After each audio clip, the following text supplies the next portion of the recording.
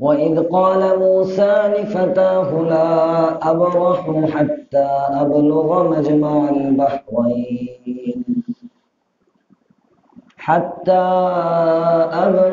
مجمع البحرين أو أمضي حقبا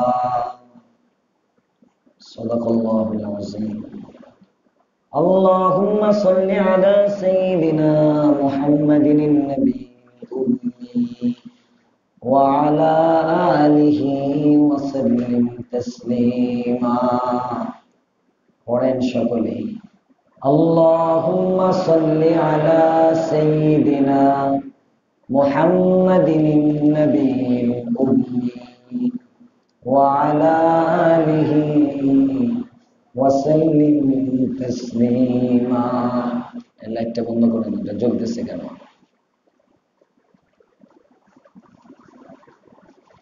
سبحانك لا علم لنا إلا ما علمتنا إنك أنت العليم الحكيم.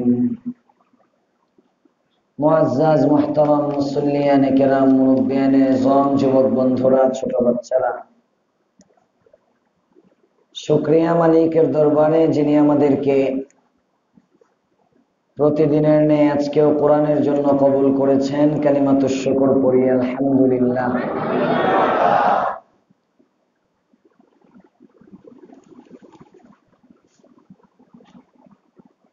আলোচনা মুখতাসার হবে। পয়গম্বর মুসা কালিমুল্লাহ সফর শুরু করলেন তার চেয়ে বড় আলেমের সন্ধানে। সমুদ্রের এক সফরের মধ্যে সফর করতে করতে একটি পাথরের কাছে গিয়ে উনি বিশ্রাম নিলেন।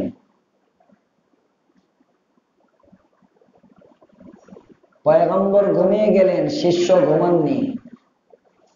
খাদেম ইউশা ইবনে নুন, পরবর্তীতে যিনি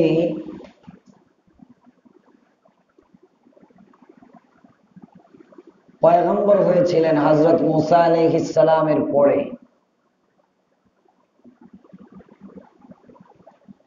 মাছটি উঠে চলে গেল। ইউশা ইবনে নুন দেখলেন উস্তাদ ঘুমাচ্ছেন। এটা একটা আদব। আপনি কারো কাছে কিছু শেখার জন্য গেলেন, জানার জন্য গেলেন, ওনার সুযোগ মতো আপনি তার কাছে জানবেন, আপনার সুযোগ মতো নয়। আপনি ওনাকে কোনো সংবাদ দিবেন, ওনার সুযোগ আছে কিনা দেখবেন।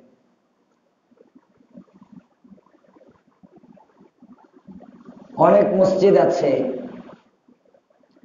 10টা 11টা নাই, রাত নাই, দিন নাই, কমিটির যে কেউ আসবে কোনো কিছু তার জানার দরকার, বা এমনি পানি পড়ায় এসে ইমাম সাহেবকে পাইল না, কথার কথা ইমাম সাহেবের চাকরি নিয়ে টান। হ্যাঁ, আপনারা রাখছি কেন? 10টার দিকে এসে আপনারা পাইলাম না। আরে বাবা রে বাবা, কেমন যেন ইমাম সাহেব তার বাবার চাকর। এমন কিছু মসজিদ ঢাকাতেই আছে। আপনি ঠেকা, আপনি জানবেন, ওনার কাছে সময় নেন, ওনার সময় মতো যান, এটা একটা আদব। ইউশা ইবনে নুন দেখলেন শেখ ঘুমিয়ে আছেন। পয়গম্বর আমার মুরব্বী, আমি তার খাদেম। নিয়ত করলেন এখন ডাকা দরকার নেই, যে দৃশ্য দেখলাম ঘুম থেকে ওঠার পরে আমি হযরতের কাছে বলবো। যখন ঘুম ভাঙলো, মাছের কথা ইউশা ইবনে নুন নবীকে বলতে ভুলে গেলেন, আর পয়গম্বর মুসা মাছের ব্যাপারে জিজ্ঞাসা করতে ভুলে গেলেন যে মাছটা আছে কিনা, সব ঠিক আছে তো। সফর শুরু হয়ে গেল। অনেক দূর যাওয়ার পরে ক্লান্তি অনুভব করলেন। এগুলো স্পষ্ট কোরআনে আছে।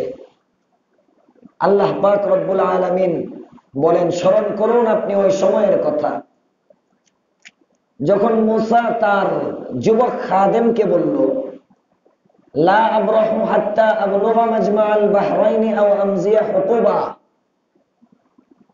আমরা ভ্রমণ করতে থাকবো যতক্ষণ না দুই সমুদ্রের সংযোগ স্থলে আমরা পৌঁছব। আও আমজিয়া হুকুবা, অথবা অনেক দূর পর্যন্ত চলে যাব। ফালাম্মা বালাগা মাজমা বাইনিহিমা, যখন তারা দুই সমুদ্রের সংযোগস্থলে পৌঁছলেন, নাসিয়া হুতাহুমা, উভয়ে মাছের কথা ভুলে গেলেন। ইউসা ইবনে নুন মুসাকে বলতে ভুলে গেলেন, পয়গম্বর মুসা আলাইহিস সালাম ইউসা ইবনে নুনকে জিজ্ঞাসা করতে ভুলে গেলেন। ফাত্তাখাযা সাবিলাহু ফিল বাহরি আজাবা, এদিকে মাছ সমুদ্রের মধ্যে সুড়ঙ্গ পথ করে চলে গেল। ফালাম্মা জাওয়াজা, উভয়েই যখন মাছকে অতিক্রম করে চলে গেলেন, ওই স্থানকে অতিক্রম করে চলে গেলেন, ক্বালা লিফাতাহু, মুসা আলাইহিস সালাম তখন তার খাদেমকে বললেন, আতিনা গদাআনা, গদাউন নাস্তা, আতিনা গদাআনা, আমাদের নাস্তা নিয়ে আসো। লাকাদ লাকিনা মিন সাফারিনা হাযা নাসাবা, আমরা তো আমাদের এই সফরে ক্লান্ত হয়ে পড়েছি, ক্লান্তি অনুভব করছি। বলা হয়েছিল মানুষ যখন লক্ষ্যহীন চলে তখন ক্লান্ত হয়, মানুষ যখন লক্ষ্য নিয়ে চলে তখন ক্লান্ত হয় না। মসজিদ মাদ্রাসাগুলোর কিছু বদরি সদস্য আছে, মাসে মাসে টাকা দেয়। আমাদের মাদ্রাসা প্রথম যখন চালু হলো, প্রথম বছর 233 জন বদরি সদস্য হয়ে গেল। 313-র মধ্যে এক টানে 233, পরের বছর 198, এক বছর পরে, এরপরে 108 অ্যাক্টিভ আছেন। এখন কমতে কমতে 60 জন অ্যাক্টিভ আছে, 60 না 63 জন অ্যাক্টিভ আছে টঙ্গী। এই যে দিতে দিতে দিতে দিতে মানুষ মনে করে আরে 500 টাকা যদি দৈনিক প্রতি মাসে জমাই ব্যাংকের মধ্যে, বছরে 6,000 টাকা হবে, 3 বছরে 18,000 টাকা হবে। এটা হলো তার হিসাব, কারণ তার লক্ষ্যই হলো দুনিয়া। এই 500 টাকা আখিরাতের বাড়িতে জমা হবে। 8,000 টাকা আমি বেতন পাইলাম, 500 টাকা আমি মাদ্রাসায় বদরি সদস্য ওখানে দিয়ে দিলাম, এটা আমার থাকলো চিরজীবনের জন্য। 7,500 টাকায় আমার শেষ হয়ে গেল, এই খবর নেই, এই ফিকির নেই। লক্ষ্যহীন দুনিয়ার জন্য মানুষ ক্লান্ত হয় না, কারণ দুনিয়াটা মানুষের লক্ষ্য। আমার এত টাকা লাভ করতে হবে, আমার এই বাড়িটা বানাতেই হবে, আমার এমন একটা পর্যায়ে নিজেকে নিয়ে যেতে হবে, ক্লান্ত হয় না। আমার সুন্নত তরিকায় নামাজ শিখতে হবে, হাত যদি 5 বার উঠানো হয় এখনো ঠিক হয় নাই, ক্লান্ত হয়ে যায়, রাখেন যেমনি আছে এমনি পড়তে দেন। এতদিন পড়ছি হয়েছে না? আল্লাহ এত কিছু দেখে না, আপনারা যতটা কড়াকড়ি করেন আল্লাহ এত করা না। ফতোয়া দেয় অনেকে, আপনারা যতটা কড়াকড়ি করেন আল্লাহ রহমান রহিম, কেরাত না পড়লেও আল্লাহ মাফ করে দিব। আল্লাহ বুঝার তৌফিক দান করেন, বলেন আমিন।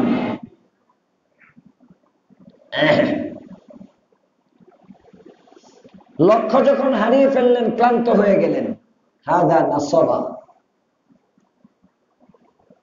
যখন তাকে জিজ্ঞেস করেন, এবার খাদেম উত্তর দেয়, ক্বালা আরাআইতা ইয আওয়াইনা ইলা সখরা, খাদেম বলে আপনি জানেন কি, আমরা যখন ওই যে পাথরের কাছে আশ্রয় নিলাম, ফাইন্নী নাসিতুল হুতা, তখন আমি মাছের কথা আপনাকে বলতে ভুলে গিয়েছিলাম। আমি যে ভুলে গিয়েছি, ওয়ামা আনসানিহু ইল্লা শাইতান, আমাকে এই জিনিসটা শয়তানে ভুলিয়েছে, আন আযকুরাহু, আপনার কাছে বলতে, ওয়াত্তাখাযা সাবিলাহু ফিল বাহরি আজাবা, আমি মাছটিকে দেখেছি সে আশ্চর্যজনক পন্থায় সমুদ্রের দিকে চলে গেছে। আশ্চর্যজনক পন্থায় হলো, সাধারণত মাছ গেলে পিছনের পানিটা মিশে যায়, পথ আর চেনা যায় না কোন দিকে গেল। কিন্তু এই মাছটাকে যে আমি যেতে দেখলাম, দেখি সে যেদিক দিয়ে যাচ্ছে এদিকে একটা সুড়ঙ্গের মতো রাস্তা হয়ে যাচ্ছে। সুবহানাল্লাহ, আজীব হয়ে গেলাম। তো এই আশ্চর্য জিনিসটা আপনি ঘুম থেকে উঠলে আপনাকে বলবো যে আমাদের মাছটা গেল এদিক দিয়ে, ওই যে ওখানে মাছ গেল, এই রাস্তা হয়ে গেছে, যেদিক দিয়ে মাছ গেছে পানিটা এখনো মিশে নাই। আল্লাহ তাআলা পারেন না এটা? কথা বলে না, পারেন না? পারেন। যে আল্লাহ পানি মিলাইতে পারেন ওই আল্লাহ পানি ফাঁকাও রাখতে পারেন। পয়গম্বর মুসা আলাইহিস সালাম বলেন, আরে এতক্ষণে বলতেছো, ক্বালা যালিকা মা কুননা নাবগি, আমরা তো ওই স্থানে তালাশ করতেছিলাম। ফারতাদ্দা আলা আথারিহিমা কসাসা, আবার পিছনে ব্যাক করলেন। চিনতে সমস্যা আছে কোনো? সমুদ্রে তো রাস্তায় হয়ে আছে, পানি আলাদা হয়ে সুড়ঙ্গের মতো আছে। মুসা আলাইহিস সালাম এসে যেখানে গিয়ে সুড়ঙ্গ শেষ ওখানে গেলেন, পানির ভিতর দিয়ে গিয়ে একজন ব্যক্তির সাথে সাক্ষাৎ হলো, নাম তার খাজির, আসল নাম হলো বালিয়া ইবনে মালকান। হযরত খাজির আলাইহিস সালাম, খিজির না, আমরা কি বলি খিজির, আসলে শব্দটা হলো খাজির, আরবিতে খাজির, বাংলায় খাজির। খাজিরুন মানে সবুজ, খাজিরুন সবুজ, সবুজ আলাইহিস সালাম, সবুজ আলাইহিস সালাম। সবুজ আলাইহিস সালাম ওনার নাম হলো কেন? ওনার আসল নাম ছিল বালিয়া, বাবার নাম ছিল মালকান। জনাব আবুল আলা মওদুদী একজন ব্যক্তি ছিলেন, আপনারা চিনবেন, নাম শুনে থাকবেন হয়তো। আবুল আলা মওদুদী জামাতে ইসলামের সরপুরুষ যাকে মনে করা হয়, বা যিনি ছিলেন। কোরআনের তাফসীরও উনি লিখেছেন। কিছু কিছু জায়গায় কিছু ভ্রান্তি ওনার থেকে হয়ে গেছে, কিছু আকীদার মাসআলায়, কিছু কোরআনের ব্যাখ্যা করার ক্ষেত্রে। তোর মধ্যে থেকে ওনার যে ভুলগুলো, এই ভুলগুলোর মধ্যে থেকে একটি ভুল এটাও, তিনি বলেন খাজির আলাইহিস সালাম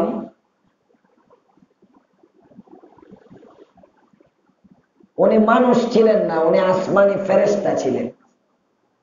আরে বাবারে, সুবহানাল্লাহ না, সুবহানাল্লাহ, এটা ভুল, এটা ভুল, ভুল ব্যাখ্যা।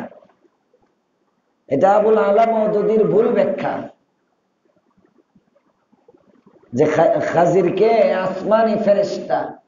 আবুল আলা মওদুদীর মতো আরো কয়েকজন বলছে দেখেই তো উনি পাইছেন, ওনার কাছে তো আর ওহী আসে নাই। এটা ভুল।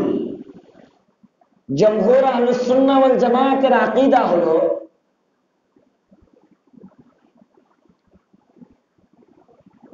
আবুল আলা মওদুদী যে কথাটা বলেছে এটা ভুল।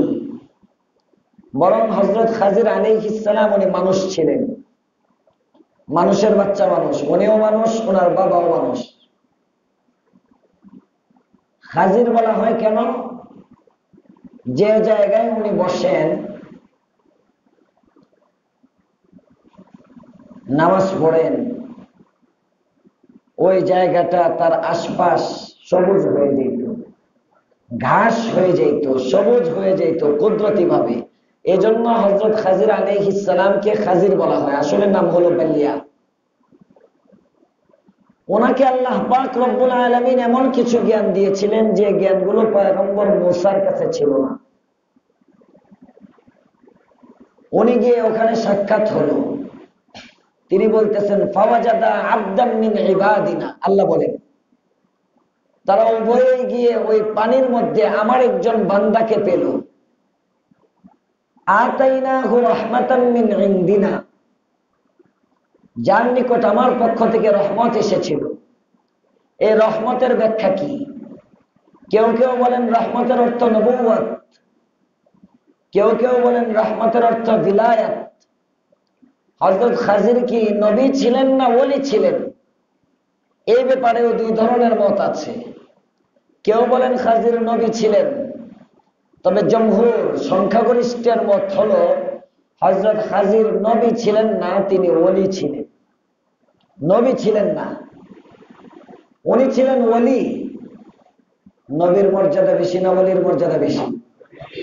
সবাই বলেন নবী। নবী খাজিরের চেয়ে মুসা আলাইহিস সালাম দামি ছিলেন। তো খাজিরকে আল্লাহ তাআলা স্পেশাল একটা অন্য জ্ঞান দিয়েছেন, তাই বলে খাজিরের দাম মুসা আলাইহিস সালামের চেয়ে বেশি নয়। সুবহানাল্লাহ। ডাক্তারের দাম আলেমের চেয়ে বেশি, কথা বলেন। ইঞ্জিনিয়ারের দাম আলেমের চেয়ে বেশি। এখান থেকে এটাও শিক্ষা, ইঞ্জিনিয়ারের কাছে এমন জ্ঞান আছে যেটা আলেমের কাছে নাই, ডাক্তারের কাছে এমন বিদ্যা আছে যেটা আলেমের কাছে নাই। তবে আলেম যার কাছে কোরআনের ইলম আছে, উনি আল্লাহ তাআলার কাছে সার্বিকভাবে সবচেয়ে দামি। হ্যাঁ, সাময়িক আংশিক জুজই শাখাগত কিছু ফজিলত তার থাকতে পারে, ডাক্তারেরও থাকতে পারে। হযরত খাজির আলাইহিস সালামের কাছে মুসা আলাইহিস সালাম গেলেন। আল্লাহ বলেন ওয়াআল্লামনাহু মিন লাদুন্না ইলমা, আমি আমার পক্ষ থেকে খাজিরকে বিশেষ একটা ইলম দিয়েছিলাম। মুসা আলাইহিস সালাম ওই ইলম আনার জন্য গেলেন। গিয়ে জিজ্ঞেস করতে হয় শেখার জন্য, হুজুর আপনার সময় আছে? আপনি আমার প্রশ্নের উত্তর দিতে পারবেন? আপনি কি আমাকে একটু দিন সম্পর্কে জানাতে পারবেন? এটা একটা আদব, ইলম শেখার। ক্বালা লাহু মূসা, মূসা গিয়ে খাজিরকে বললেন হাল আত্তাবিউক, আমি কি আপনার অনুসরণ করতে পারি? আলা আন তুআল্লিমানি মিম্মা উল্লিমতা রুশদা, আপনাকে আল্লাহ তাআলা যে ইলম দিয়েছেন এর কিছু ঝলক আমাকেও আপনি দিবেন, আমি আপনার কাছে শিখব।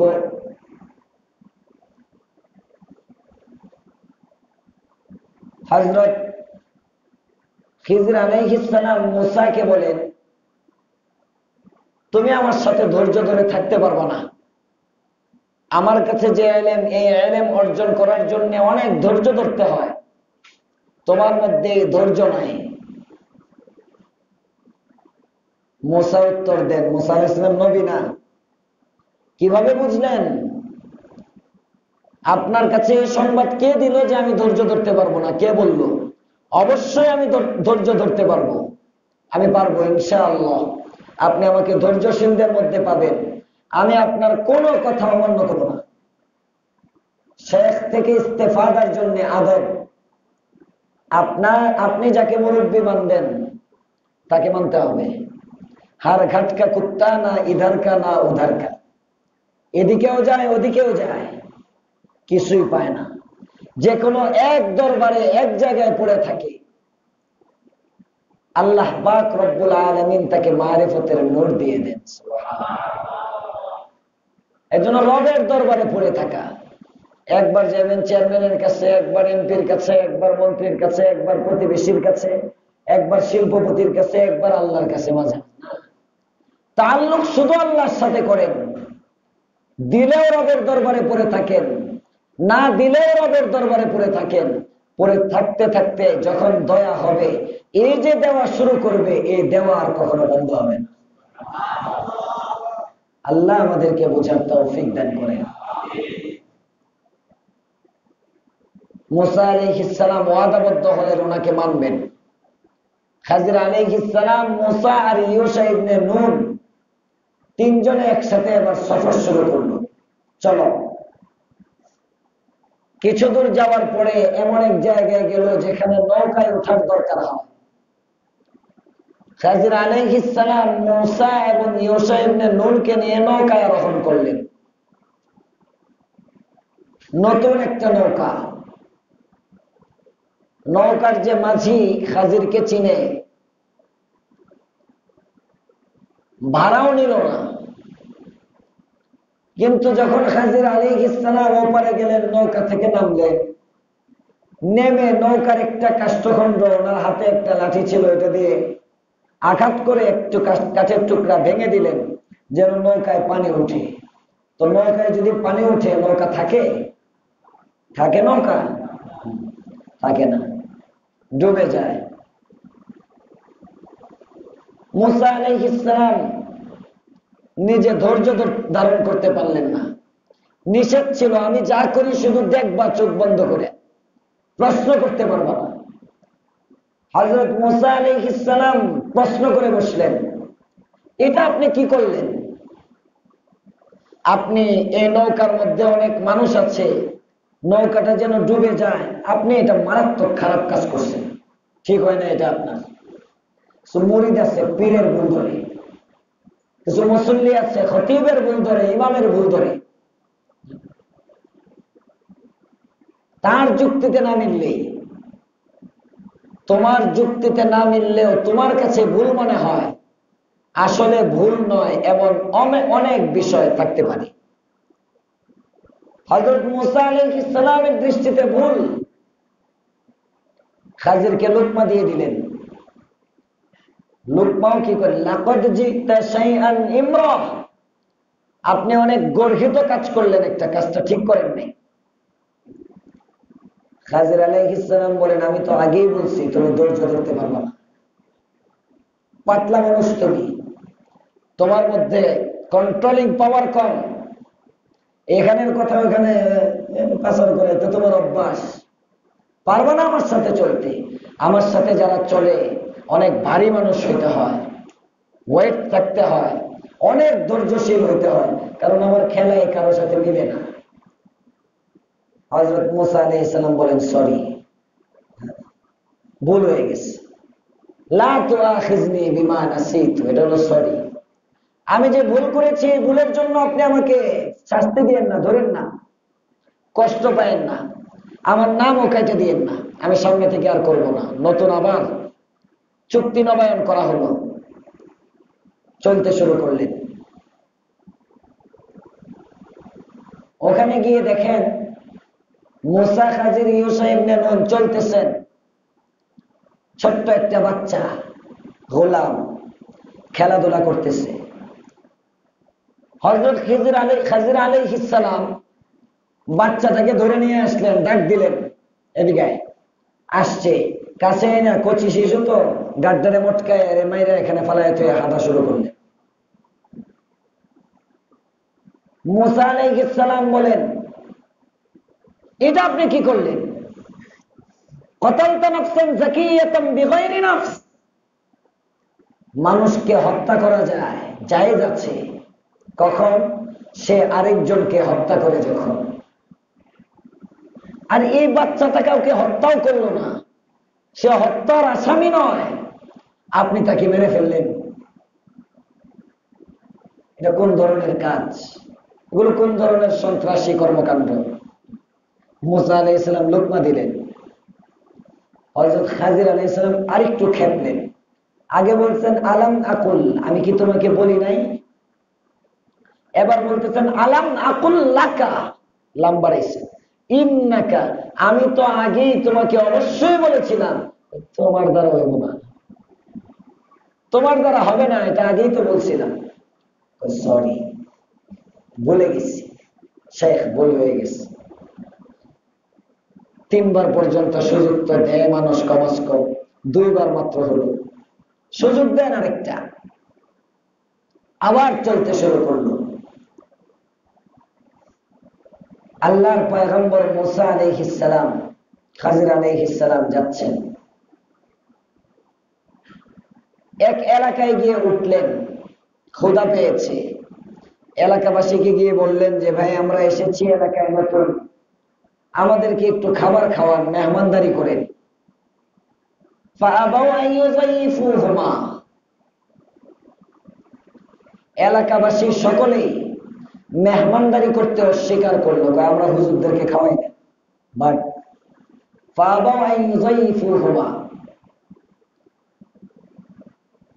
বের হয়ে চলে যাচ্ছে। যাওয়ার সময় দেখেন একটি দেয়াল ভেঙে পড়ার উপক্রম, ওই এলাকারই একটি বাউন্ডারি ভেঙে পড়ার উপক্রম।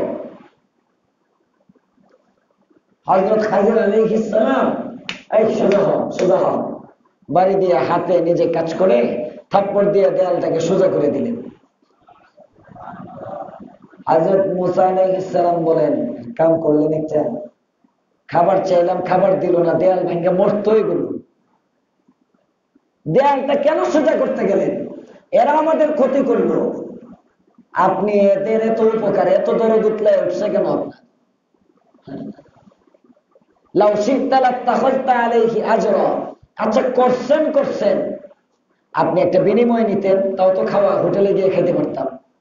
লাউ শি'তা লাত্তাখাযতা আলাইহি আজরা, আপনি যদি বলতেন এই দেয়ালটা আমি সোজা করে দিচ্ছি আমাকে টাকা দাও, নাহলে তো এদের মাথার উপরে পড়তো, কিছু টাকা দিত, জায়েজ করে নিতেন, জায়েজ ছিল, নিয়ে হোটেলে গিয়ে খানা খেয়ে নিতাম, খাবারও দিল না আবার মাগনা তাদের খেদমত করে দিলেন, এটা কাজ হলো একটা। খাজির আলাইহিস সালাম বলেন, 3 বার সুযোগ শেষ, আর বরদাস্ত করা হবে না, ভাগো এখান থেকে। হাযা ফিরাকু বাইনি ওয়া বাইনিক, এই তৃতীয়বারের প্রশ্নটা তোমার মধ্যে আর আমার মধ্যে পার্থক্য, বিচ্ছেদ, তোমাকে আর আমার সাথে রাখবো না। তবে আসছো যখন শোনো, বাহিরে গিয়ে তো আমার বদনাম করবা, যে এমন বড় এক হুজুর দেখে আসলাম, ওই হুজুর নিরপরাধ একজন ব্যক্তিকে হত্যা করে ফেলছে, ওই হুজুর নিজেকে বুজুর্গ প্রকাশ করে কিন্তু ভালো একটা নৌকাকে ছিদ্র করে মানুষকে ডুবাইয়া দিচ্ছে, ওই হুজুরকে তো আপনারা এত ভালো জানেন, ওই হুজুর এই কর্মকাণ্ড করে। আছে না কিছু মানুষ দূর থেকে দেখে হুজুরের সমালোচনা করে, কোনোদিন হুজুরের কাছে আসে না, কোনোদিন বসে না, না আসলে, কাছে না আসলে, কথা না বললে ভূতের মতো আপনি ফুলে থাকেন কথার কথা। আপনি বুঝবেন কেমনে হুজুর কেমন? আপনি আসেন, বসেন, দেখেন হুজুরের দিল সাফ না সাফ না, আপনার প্রতিবেশীর দিল পরিষ্কার না পরিষ্কার না, শুধু হুজুর না, এটা বলি নাকি, যে কারো সাথে আপনি মিশেন, কথা বলেন, তখন না অনুমান করতে পারবেন সে কেমন, নরম না গরম, ভালো না খারাপ। তো তুমি তো এগুলো দেখছো, গিয়ে আরেক জায়গায় বদনাম করবা, তো বদনাম যেন না করো। আসো, তোমাকে আমি যে 3টা কাজ করছি তোমার কাছে দোষ মনে হয়েছে, এই 3টা কাজের ব্যাখ্যা আমি তোমাকে বলে দিব, শোনো, এই 3 কাজের ব্যাখ্যা দিই। মুসা আলাইহিস সালাম বসলেন, ব্যাখ্যা নিয়ে উনি চলে যাবেন। বুখারীর মধ্যে কয়েক জায়গায় এই হাদিসটা এসেছে। এখানে একটি প্রশ্ন ব্যাখ্যা নেওয়ার আগে, যে মুসা আলাইহিস সালাম একজন নবী, ওনার মতো ব্যক্তি বারবার ভুলটা করে কিভাবে? বারবার ভুলে যায়। সাধারণ পাবলিক বারবার ভুলতে পারে, আলেম এক ভুল বারবার করতে পারে না। আর হয় যদি তিনি নবী, আরো মারাত্মক, বারবার ওয়াদা করে বারবার ভুলে গেলেন। আল্লাহ রাসূল সাল্লাল্লাহু আলাইহি ওয়াসাল্লাম বলেন, আসলে মুসা আলাইহিস সালাম প্রথমটা ছিল ওনার ভুল, প্রথমটা উনি আসলেই ভুলে গেছিলেন, আর পরেরটা পুরোপুরি ভুলেন নাই, বাকি উনি নিজেকে কন্ট্রোল করতে পারেন, প্রশ্ন করে ফেলছেন। আর তৃতীয়বারের প্রশ্নটা, এটা মুসা আলাইহিস সালাম ইচ্ছা করে খাজির আলাইহিস সালামের সাথে সম্পর্ক ছিন্ন করার নিয়তেই করছে, যে আমি বুঝছি আপনার কাছে কিছু আজগুবি ইলম আছে, এগুলো আমাকে আল্লাহ দেয় নাই, আল্লাহ তাআলা আমাকে যে সবক দিতে চাইছেন সবক হয়ে গেছে, এবার আমার চলে যাওয়া দরকার, যদি থাকতেই থাকি তাহলে আমার উম্মতের কি উপায় হবে, আমি যাই। তো তৃতীয়বার একটা ভুল না, তৃতীয়বার একটা মুসা আলাইহিস সালাম ইচ্ছা করে খাজিরের সাথে সম্পর্ক ছিন্ন করার নিয়তেই করছেন। আল্লাহ পাক রব্বুল আলামিন সূরাতুল কাহফের 60 নম্বর আয়াত থেকে শুরু করে 82 নম্বর আয়াত পর্যন্ত এই ওয়াকিয়াগুলি বর্ণনা করেছেন। আল্লাহ বলেন